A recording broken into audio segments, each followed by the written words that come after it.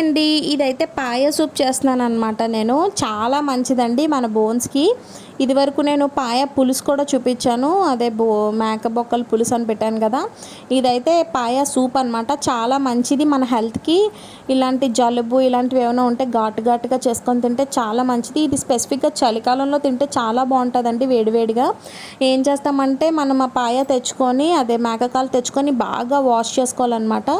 బాగా వాష్ చేసుకొని పక్కన పెట్టుకున్న తర్వాత దాంట్లో ఉప్పు వాటర్ వేసి మరగబెడతాము. ఉప్పు వేసి వాటర్ వేసి కొంచెంసేపు మరగబెడతాము. ఈలోపు మనం పచ్చిమిర్చి, వెల్లుల్లి, అల్లం ఈ 3 దంచి ఒక దగ్గర పెట్టుకుంటాం అనమాట. దాని తర్వాత ధనియాలు, దాల్చిన చెక్క, మిరియాలు, ఇలాచి, ఇంకా బిర్యానీ ఆకు, ఉల్లిపాయ, వెల్లుల్లి, అల్లం, పచ్చిమిర్చి, కొత్తిమీర ఇవన్నీ తీసుకొని ఒక దగ్గర పెట్టుకొని, ఇదిగో మరుగుతుంది చూసారు కదా, ఈ ఉప్పేసి ఈ మేక కాళ్ళు ఉడుకుతున్నప్పుడు పైన ఇలాగ ఒక లేయర్లా ఫామ్ అవుతుంది. దాన్ని తీసేస్తే మనకి సూప్ బాగా క్లియర్గా వస్తుందండి. లేదంటే పైన ఒక తాటలాగా వస్తుంది అనమాట.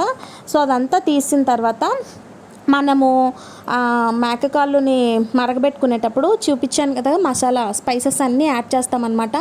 మిరియాలు, ఇలాచి, దాల్చిన చెక్క, నెక్స్ట్ ధనియాలు, కొత్తిమీర, ఉల్లిపాయ ఇవన్నీ యాడ్ చేసేస్తామన్నమాట. బిర్యానీ ఆకు ఇవన్నీ యాడ్ చేసేసి కంపల్సరీగా ఒక 10 విజిల్స్ అయితే వేయించండి. ఎందుకంటే లోపల ఉన్నదంతా గుజ్జంతా మరి వెళ్ళాలి కదా, అందులోకి వాటర్లోకి వెళ్ళాలి అంటే కంపల్సరీగా మనం ఒక 10 to 15 విజిల్స్ వేయించుకున్నా ప్రాబ్లం లేదు. ఎందుకంటే బాగా ఉడకాలి కదా, లోపల ఉన్న దాని రసం అంతా మనకి ఇందులోకి రావాలి అంటే కంపల్సరీ బాగా మరగాలన్నమాట. సో ఇవన్నీ వేసేసుకొని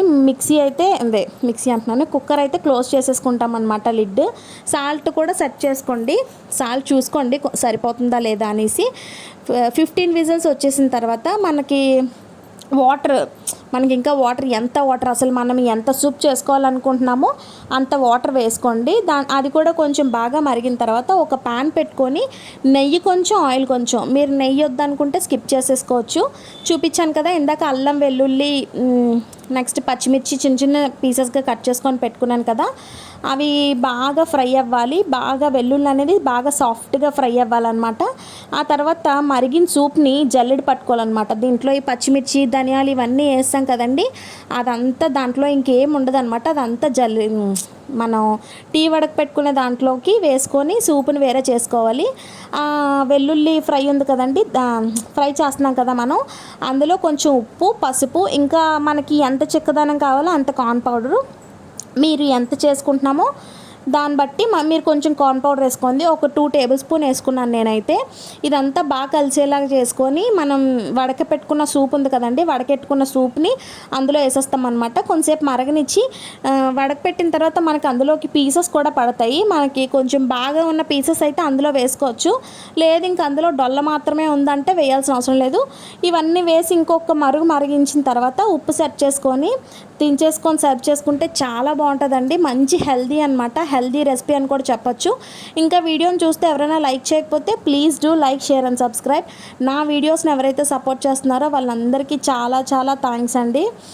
మీకు సూప్ ఇంకా చిక్కగా కావాలి అనుకుంటే మనం వెల్లుల్లి ఫ్రై చేసాం కదండి, ఆ టైంలో కార్న్ పౌడర్ వేసాం కదా, అప్పుడే ఇంకొంచెం కార్న్ పౌడర్ ఎక్స్ట్రా చేసుకోవాలన్నమాట. అప్పుడు మనకి సూప్ ఇంకా చిక్కగా వస్తుంది. మీరు కూడా ట్రై చేసి కామెంట్ సెక్షన్లో కామెంట్ చేయండి. Bye bye.